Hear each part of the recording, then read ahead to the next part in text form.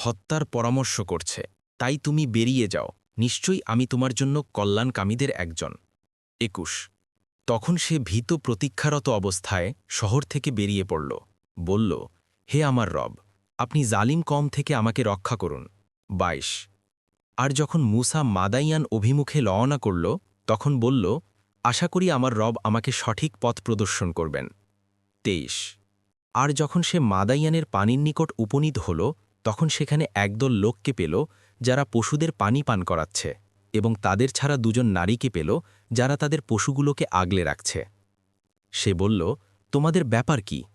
তারা বলল, আমরা আমাদের পশুগুলোর পানি পান করাতে পারি না, যতক্ষণ না রাখালরা তাদের পশুগুলো নিয়ে সরে যায়, আর আমাদের পিতা অতি বৃদ্ধ।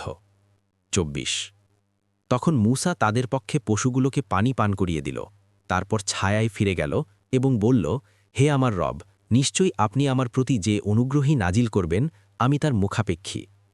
২৫ অতঃপর নারীদয়ের একজন লাজুকভাবে হেঁটে তার কাছে এসে বলল যে, আমার পিতা আপনাকে ডাকছেন, যেন তিনি আপনাকে পারিশ্রমিক দিতে পারেন, আমাদের পশুগুলোকে আপনি যে পানি পান করিয়েছেন তার বিনিময়ে। অতঃপর যখন মূসা তার নিকট আসল এবং সকল ঘটনা তার কাছে খুলে বলল, তখন সে বলল, তুমি ভয় করো না, তুমি জালিম কম থেকে রেহাই পেয়ে গেছ।